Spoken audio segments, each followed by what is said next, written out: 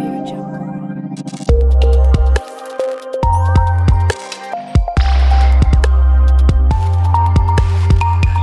India TV9 news Maharashtra. आपल्याला यापूर्वी 892 करोड रकमेची जी पाणी पुरवठा योजना त्याला मंजुरी दिली होती, परंतु त्याच काळामध्ये आपल्याला शासनाचा निर्देश आहे की वर्ल्ड बँक आणि आपली जी अर्बन डेव्हलपमेंट डिपार्टमेंट आहे आणि मित्रा या सगळ्यांच्या संयुक्त विद्यमानं ह्या प्रोजेक्टचं फायनान्सिंग जे आहे ते वर्ल्ड बँकच्या प्रोजेक्टच्या फायनान्समध्ये घ्यावं असे निर्देश आले. आम्ही सुरुवातीला जो DPR बनवला होता तो साधारणतः 1600 कोटीच्या आसपास बनलेला होता.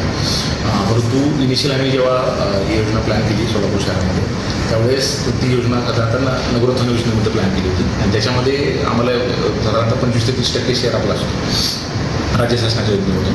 त्यामुळं आमची जी आर्थिक क्षमता आहे त्याच्या अनुषंगानं आपला शेअर वाढेल या अनुषंगानं आम्ही तो मग जो आमचा DPR होता तो आणि जी स्कीम होती ती रिस्ट्रिक्ट करून 892 आपण बसवली. पण ओरिजिनली आपल्याला ती योजना जी होती त्यातल्या पण काही मनी ESR आणि ज्या ठिकाणी आता सध्या पॉप्युलेशन कमी आहे असे भाग आम्ही त्यात वगळले होते. त्याच्यामध्ये एकमेव उद्देश हा होता की आपल्याला ते आर्थिक ताण पडू नये आणि आपल्याला जे सध्या 4-5 दिवसांनी किंवा 6 दिवसांची पाणी होती ते लवकरात लवकर आपल्याला पूर्ववत करून नागरिकांना दररोज पाणी आणि 24/7 पाणी देण्याचा आपला प्रयत्न पूर्ण करता येईल, शासनाचा मानस पूर्ण करता येईल.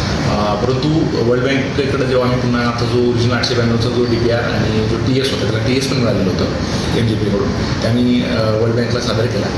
वर्ल्ड बँकेनं आम्हाला असं सुचवलं की हा जो प्रोजेक्ट आहे तो डिझाईन, बिल्ड आणि ऑपरेट या तत्वावर राबवला जावा. म्हणजे जसं आपण बघितलं असेल की जसं हायवेमध्ये एखादा कॉन्ट्रॅक्टर असतो तो स्वतः बांधतो आणि साधारण 5 वर्ष 10 वर्ष तो मेंटेन करतो, तशाच प्रकारची ही योजना आहे. याच्यामध्ये जो ठेकेदार असेल याच्यामध्ये बऱ्याच वेळा असं असतं की आपण शासकीय योजनामध्ये आपण इस्टिमेट बनवतो आणि ते इस्टिमेट बनवून जसं तसं तो एक्झिक्यूट करतो.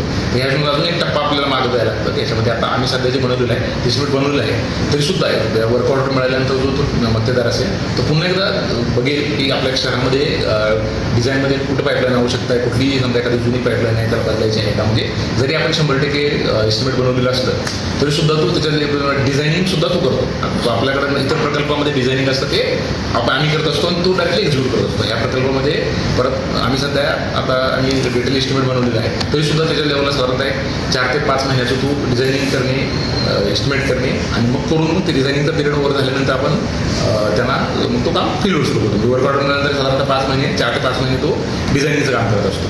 तर ह्या प्रोजेक्टमध्ये वर्ल्ड बँकेनं आम्हाला सुचवलं की DBO म्हणून आपल्याला जरी प्रणाली राबवायची असेल संपूर्ण शहराचं क्षेत्र आपल्याला कव्हर करावं लागेल आणि त्यानंतर मग त्यांनी जे उर्वरित जे क्षेत्र होतं आणि उर्वरित जे आणि काम म्हणजे निधी आमच्याकडं कमी म्हणजे ताण जास्त वगैरे दिली SMCवर, त्यामुळे जे वगळलं होतं आम्ही सुरुवातीला ते सुद्धा पूर्ण आम्हाला ॲड करायला सांगितलं. त्याचबरोबर आपल्या साधारणतः 50 कोटी रकमेचं आमचं जे मेंटेनन्सची कॉस्ट इलेक्ट्रिसिटीची ती कमी होण्यासाठी साधारणतः आमच्याकडं 50 कोटी रकमेचे आम्ही जे सोलार प्लांट आहे ते सुद्धा प्रस्तावित करायला सांगितलं. त्यामुळे आमचं लॉंग टर्ममध्ये आमचं मेंटेनन्स आणि इलेक्ट्रिसिटी कॉस्ट कमी होईल. तर साधारणतः ही जी 892 कोटीची जी योजना अगोदर मंजूर होती आणि साधारणतः काही वाढ झाली मी थोडक्यात आपल्याला सांगतो की योजना DBOमध्ये राबवली गेल्यामुळं संपूर्ण आम्ही जो पूर्ण शहर आपल्याला कव्हर करणं अपेक्षित आहे. आणि याच्यामध्ये साधारण सौर ऊर्जा प्रकल्प 50 कोटी, त्याचबरोबर IDC म्हणून आहे आम्हाला वर्ल्ड बँकेनं गायडन्स दिलेलं आहे ते 79 करोड. त्याचबरोबर वाढलेला GST जो आहे जवळजवळ तो 46 कोटीचा आहे. त्यानंतर WTP जो ओरिजिनल जो आपला 892 कोटीचा जो प्रोजेक्ट होता त्याच्यामध्ये तो 120 MLD क्षमतेचा होता, तो नंतर 150 MLDचा झालेला आहे. त्यात जवळजवळ 15 कोटीची रक्कम वाढलेली आहे. नंतर शुद्ध जलवाहिनी फिडर मेन त्याची साधारणतः पूर्वी 65 किलोमीटर लेनचं होतं ते आता 77 किलोमीटर झालं. याच्यामुळे जवळजवळ 49 कोटीची वाढ झालेली आहे. MBRची संख्या 6 होती 892 कोटीमध्ये, ती साधारणतः 10 झालेली आहे, त्यामुळे 17 कोटी वाढलेली आहे. ESRची संख्या 24 होती अगोदरच्या ह्याच्यात, ती आता 30 झालेली आहे, त्यात जवळजवळ 21 कोटी वाढलेली आहे. आणि डिस्ट्रीब्युशन नेटवर्क जे होतं ते प्रामुख्याने आम्ही बरंच कमी कट करतो, विशेषतः ज्या ठिकाणी लोकसंख्या कमी आहे असं आम्ही पहिल्या प्रोजेक्टमध्ये कमी केलं होतं. परंतु वर्ल्ड बँकेनं आम्हाला नंतर आता ॲड करायला लावलं आहे. ते सुरुवातीला 720 किलोमीटर होतं, आता 1117 किलोमीटर झालं. आज जवळजवळ 33 किलोमीटरची वाढ झालेली आहे. आणि सगळ्यात महत्त्वाचं ही योजना आपल्याला DBO करताना तो जो ऑपरेटर आहे त्याला पाण्याचं जे लॉसेस आहे ते कमी करण्याचं एक महत्त्वाचं इंडिकेटर आपल्याकडे असणार आहे. त्यासाठी आम्ही सुरुवातीच्या प्रोजेक्टमध्ये फक्त आम्ही 40,000 ऑटोमॅटिक मीटर्स पकडले होते. आता त्यांनी 100% म्हणजे जेवढे नळ किंवा इंडस्ट्रीज असतील सर्व जे नळ घेणारे लोक आहेत ते सगळ्यांना 100% त्यात मीटरिंग करणं अपेक्षित आहे. त्यामुळं जवळजवळ 55 कोटीची जी वाढ झालेली आहे ती याच्यामध्ये झालेली आहे. तर ही जी पूर्ण आर्थिक वाढ झालेली आहे ती आपल्याला वर्ल्ड बँकेचा आणि याचा आणि आपलं जे जो डिझाईन पिरियड होता तो साधारणतः 2030 पासून 60 पर्यंत करण्यात आला. सुरुवातीला 2027 ते 57 असा होता. आणि याच्यामध्ये पूर्णतः वर्ल्ड बँकची स्वतःची एक सेपरेट सेल असतो. याच्यामध्ये वॉटरचा सेल आहे, त्याच्याकडून खूप म्हणजे वेगवेगळ्या देशामध्ये त्यांनी काम केलेलं आहे. भारतातसुद्धा वेगवेगळ्या शहरामध्ये काम ज्यांचं चालू आहे त्यांचा गायडन्स घेऊन आपण हे बदल केलेला आहे.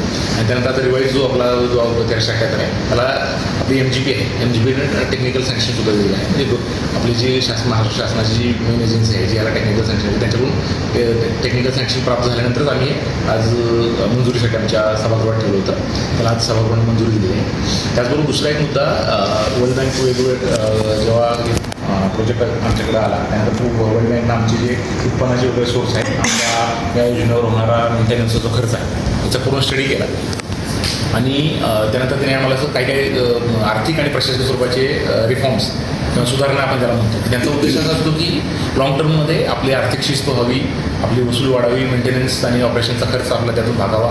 आणि ओव्हरऑलच ही जी योजना आपण ते कारण ते एवढी मोठी रक्कम जवळजवळ हे जे आपला प्रोजेक्ट आहे जवळजवळ 50% जो खर्च आहे ते वर्ल्ड बँक बेअर करणार आहे. 25% केंद्र शासन किंवा राज्य शासन आणि 25% आहे तो आमच्या महापालिकेचं शेअर आहे. त्यामुळे ते जवळजवळ 50% यात जे स्टेक होल्डर आहे. त्यामुळे ते असं बघतात की ही योजना पूर्ण तिचं डिझाईन करणं म्हणजे 60-30 वर्षाचं जे आहे ते चालावी.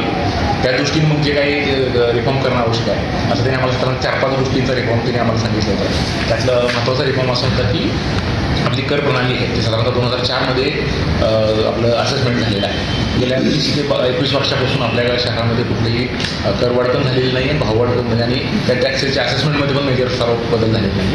मग त्यांनी असं आम्हाला सांगितलं की आणि ती जी आपली जी टॅक्सेशन प्रणाली आहे ती ॲन्युअल रेंटल व्हॅल्यू म्हणजे त्याला म्हणजे आपण रेंट कॅल्क्युलेट करतो, नोशनल रेंट कॅल्क्युलेट करतो आणि त्यानंतर आपण मग त्याला काहीतरी वेगळं प्रत्येकाचं आता स्लॅब ठरवून दिले त्यानुसार आकारणी करतो.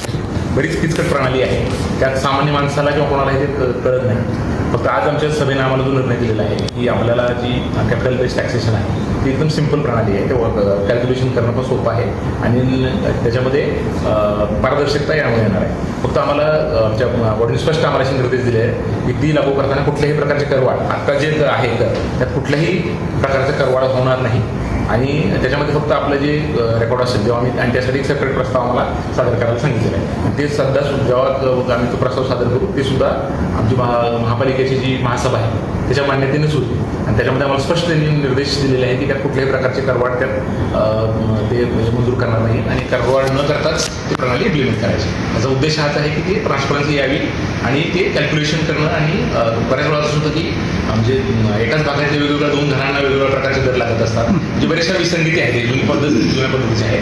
आपल्या महाराष्ट्रातल्या बऱ्याचशा शहरामध्ये पुणे, मुंबई आहे, कोल्हापूरमध्ये आहे, अशा बऱ्याचशा महानगरपालिकांमध्ये ही लावलेली आहे. त्याच्यामध्ये फक्त नागरिकांना आम्ही पुन्हा एकदा आश्वस्त करतो इच्छुक याच्यामध्ये कुठल्याही प्रकारचे करवाढ आम्ही प्रस्तावित करत नाही आहे. ते फक्त आपल्या लॉंग टर्ममध्ये आपल्याला नागरिकांना सुद्धा जसं इन्कम टॅक्स पूर्वी कसं कॉम्प्लिकेटेड होता शासनानं हळूहळू तो सिम्प्लिफाय केला, सेम तोच उद्देश याचा आहे की सिम्प्लिफाय होणे.